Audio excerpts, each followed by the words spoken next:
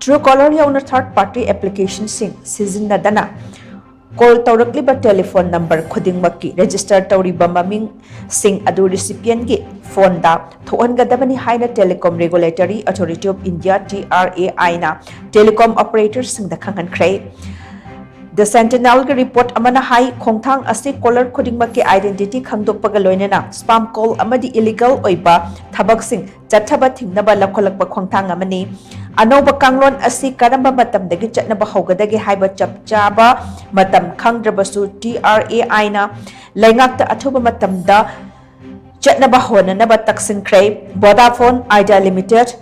Bharti Airtel Limited amadi Reliance Jio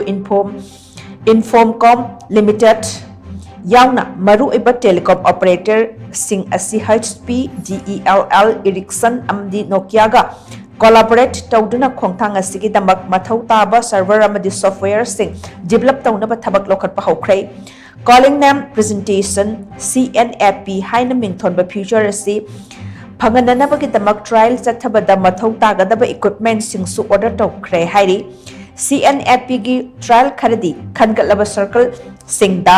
chathaba haukrabani adumainama technology asina hack stable oirakpaga tangkak naina paktaknana khudong chaba asi phangangani hairi panbayabadi CNAP asi smartphone khudingmakta implement tawnaba TRAI na kumjali singani kunmari gi February da lengakta taksin khiba lekhrabani madugi matung inna department of telecommunication su